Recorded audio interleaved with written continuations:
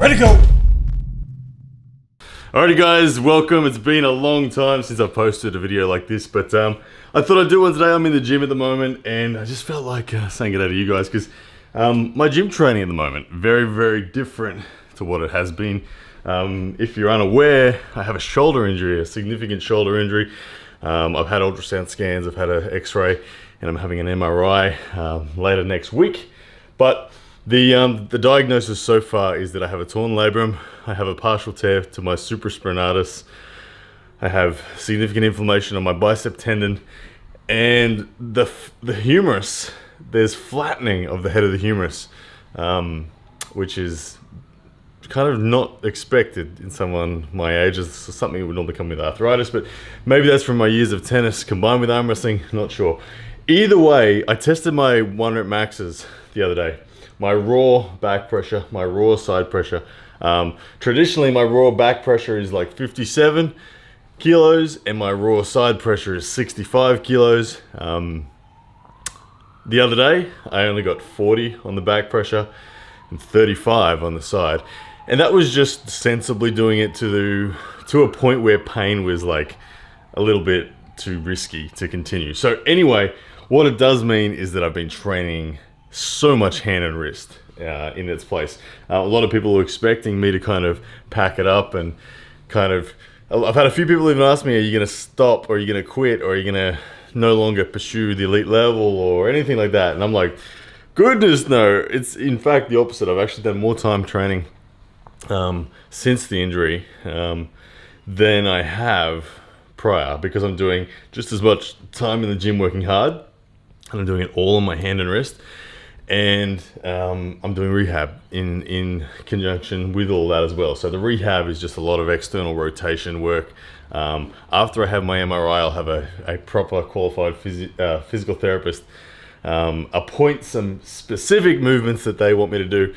But for the moment, I've just been doing external rotation, guided a lot by Lachlan Adair and other people who know what they're doing. Giannis Amlins has chipped in a bit for me as well. Lucas Raymond, all these experienced physical therapists that are in the arm wrestling world have been giving me advice, which has been awesome, so thank you guys.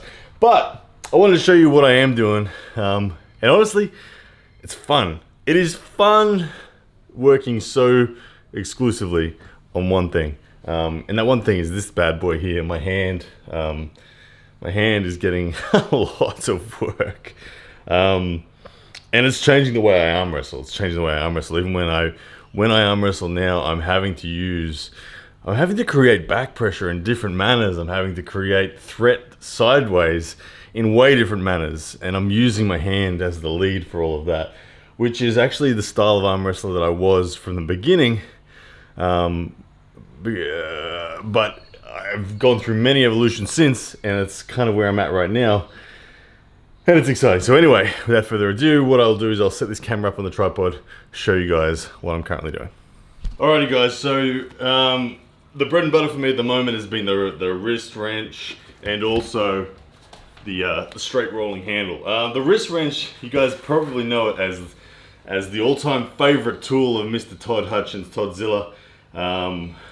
Big fan of the wrist wrench is Todd, but as am I, huge fan of the wrist wrench for a few reasons.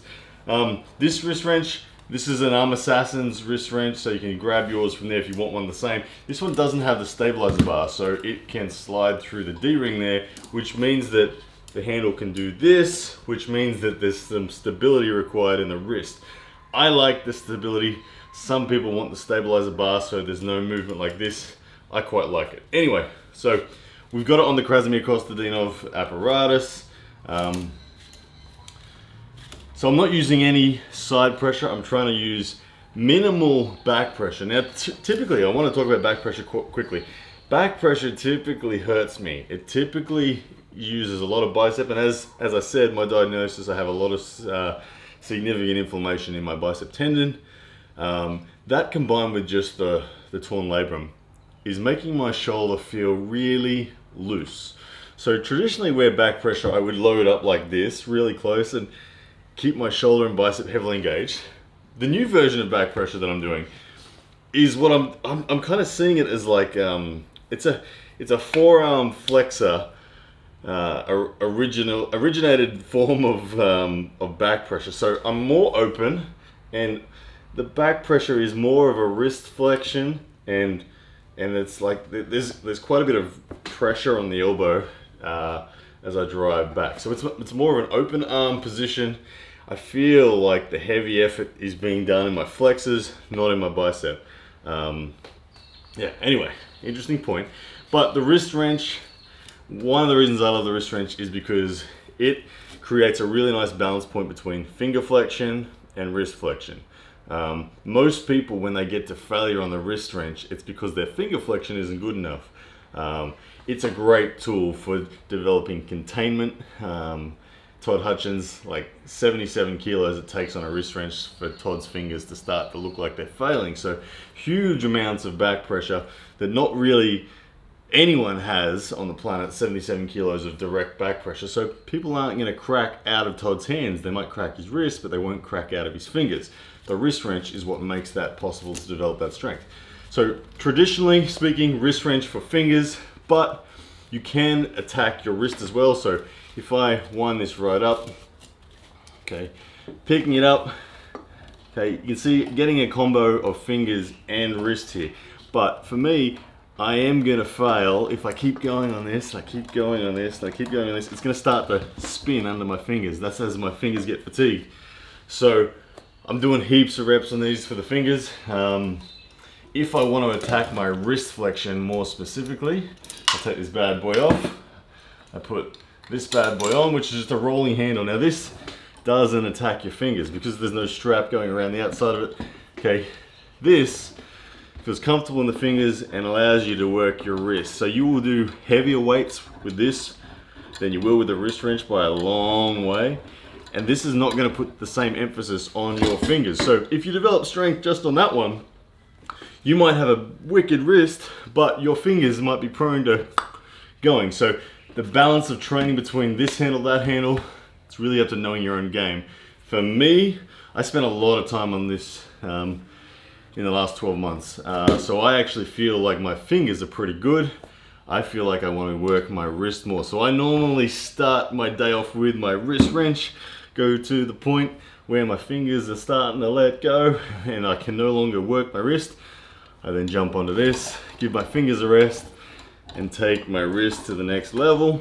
And then once that's done, I'm on to this little bad boy, which really diverse piece of kit. I mean, you can see it's just a soft loop. It's a thin soft loop. I'd probably like it if it was half an inch thicker, just for comfort's sake, but a bit of skin pain doesn't hurt anyone really in the long term, toughens you up if anything. So variations of pronation. We've got, of course, the traditional just over the thumb pronation. And again, trying not to use the biceps, sitting down in the chair, using the forearm to create that back pressure. So over the thumb is one variation, which I find targets much lower down in my wrist. Okay, I like to also loop my pinky and my fingers through and then twist. This is my favorite right now for pronation. I love it. So it's over the thumb, and then I put my fingers through and actually secure the loop lower in my hand, and then keeping my thumb large so it doesn't slide up, I'm twisting at the top. This is a very different form of pronation compared to the low version versus the wrist version. Just by looping those fingers and twisting at the top in the wrist. This is really nice. I love this. For me, that is a powerful off-the-go strength to develop. Some other versions of cupping that I'm doing with this, where normally I'm doing my wrist flexion straight on the rolling handle. A supinated version of cupping. It's only a very subtle version of cupping. I'm just putting my hand through blade side towards me. I'm picking up the weight. I'm sitting down. I'm not getting my shoulder involved. I'm sitting down, taking my shoulder out of it, and then just cupping from there, and cupping with the lead being the supinated side. This is turning people in. Jordan Davis, this is me hunting Jordan. Turning Jordan in. Yeah, so anyway guys, I am doing, in terms of reps and sets that I'm doing on these things, I'm just working hard. I'm not counting my reps, I'm not counting my sets, I'm just rolling through them all. I'm rolling through them all really solidly. I give myself like 30 seconds rest between handles usually. And And I just do it till I feel like I can't do it anymore. The weight that I've got on there at the moment is only 20 kilos, so it's not a lot of weight, but when you're just isolating your hand and wrist, it's plenty. And I prefer that weight.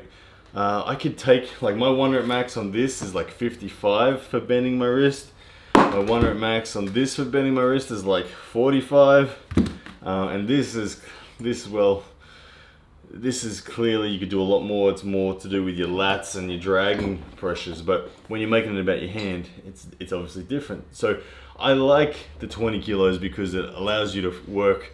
For me, it's just that right mixture between heavy and rehab reps. So it's somewhere in between those two, and you get a good pump, and it's awesome, and it feels good. And I think it makes you really strong in all the right places.